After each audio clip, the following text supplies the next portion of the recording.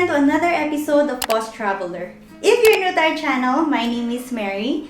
I have a small family and we are family travel vloggers who likes to explore places for an incredible, unforgettable experience.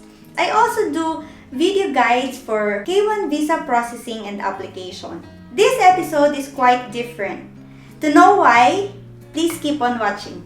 Since we are stuck at home and not able to travel, I've asked some of my good friends in different parts of the world to make a video about their community and the effects of COVID-19 pandemic. But first of all, I would like to share our story about this pandemic here in California. At the beginning of quarantine, people stayed inside their houses. The roads looked empty. Most non-essential stores were closed, including parks and trails.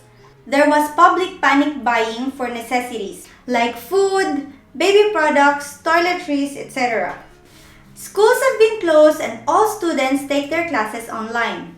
Most people who work in offices were able to work at home just like all the teachers in schools are doing. But other essential workers such as construction workers or some people who work where physical labor is required have lost their jobs, and until now they are still without work. So it's really a difficult time for all. There's no work, but expenses and bills such as food and rent are still there. The government also tries their best to help during this time of crisis. Just recently, they started to send stimulus checks to people, which unfortunately not all will benefit from it, especially immigrants. We just went out to an improvement store and it looks like a lot of people have been bored home and trying to go out.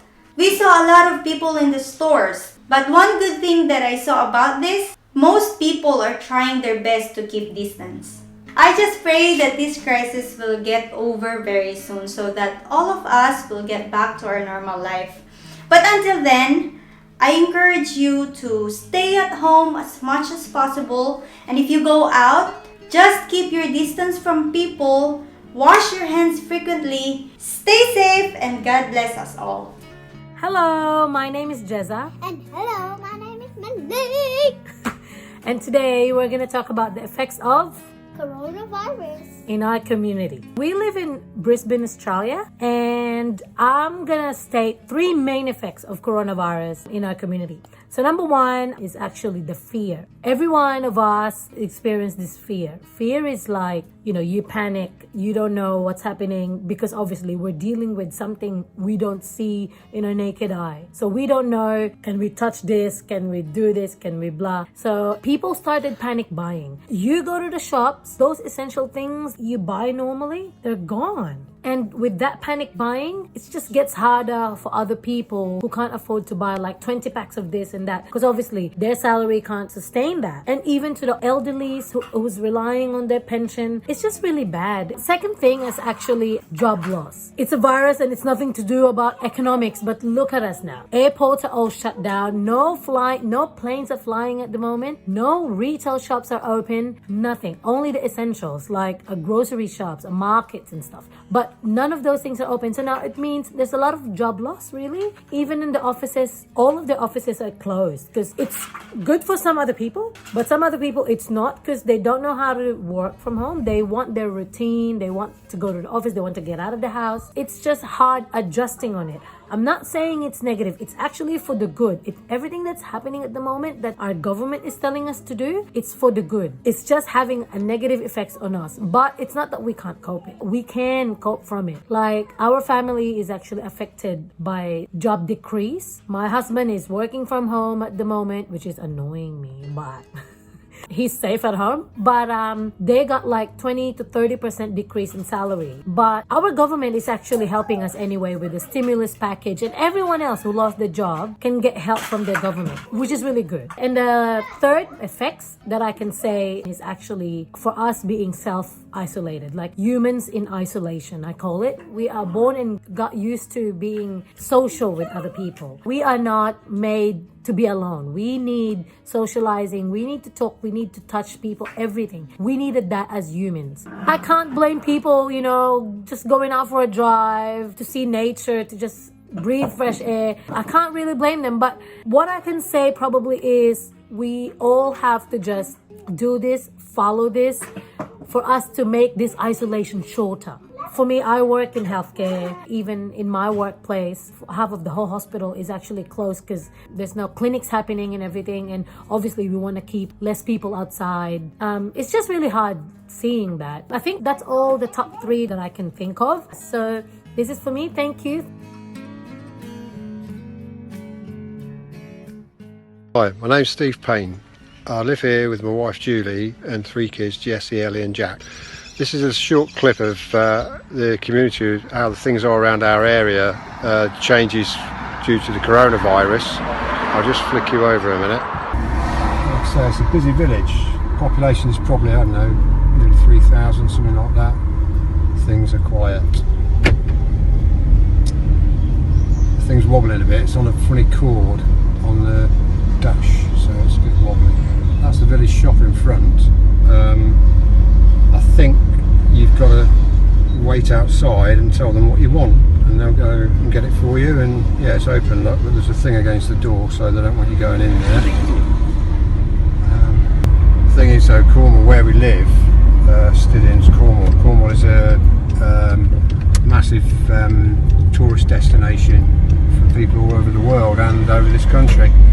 And everybody's been stopped from coming down. The hotels and the guest houses and the caravan parks have all been shut down, so they can't take any visitors. The main A30 link to Cornwall, the police are there stopping vehicles coming down and making them turn around, so nobody can get down into Cornwall, which is great because we don't want to spread it anymore. My wife Julie went shopping earlier. Went out at 11 o'clock in the morning, came back at 4 o'clock just to go and get groceries. Just waiting for like 40 minutes at the supermarket outside, just waiting to get in. Because they're basically doing 1 in, 1 out, which is fair enough to keep the distance and minimise the people in there. Hello everybody, my name is Diane and I live in Winnipeg, Manitoba. A very good friend of mine asked if I could make a video of how COVID-19 affected our daily lives here. One of the effects of COVID-19 here in our province is that a lot of people lost their jobs. Many non-essential establishments had to close their doors, like spas, salons, malls, and some factories. But also some restaurants, especially those family run or like small local based ones, had to close as well. Some of them are still open, but only for takeouts and deliveries. Those essential businesses like grocery stores, pharmacies, gas stations are somewhat affected because they had to cut their hours of operation. For example, the grocery stores has to close early so they can do a thorough cleaning before they open the next day. There is a huge shortage of masks, hand sanitizers, alcohols, toilet papers, and some food items. People have to line up outside to go grocery shopping to limit the number of people entering, of course, so they can practice social distancing. Because of the enhanced community quarantine, I rarely see people outside in the streets.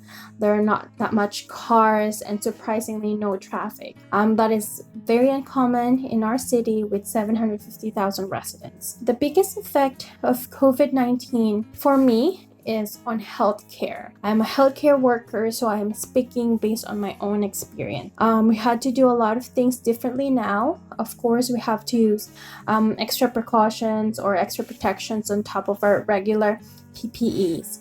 I can say we are affected not only physically but also mentally. I cannot emphasize how big our sacrifice is as healthcare workers, but I'm very grateful for the support that we get from everybody.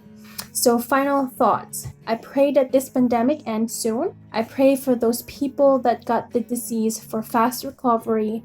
And please stay home and do not go unless it is necessary. God bless and stay safe. In courtesy of my friend Andrew from Dubai, UAE, which is also in lockdown because of this pandemic.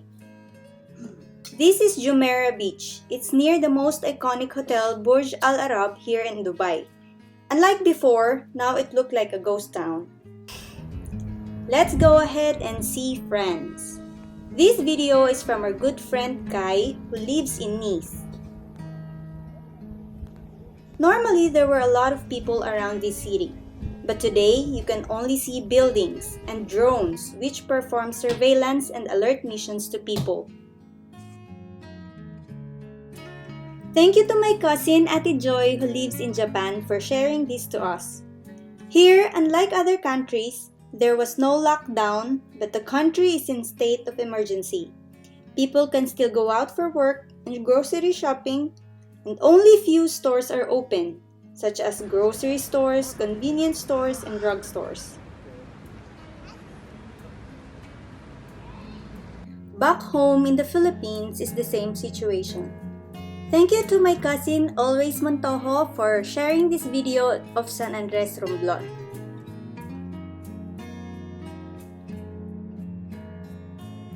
While the country is currently in extended community quarantine, there are no ships traveling in every island. People just go out for their necessities and most establishments are closed. And as you can see, the market is also almost empty.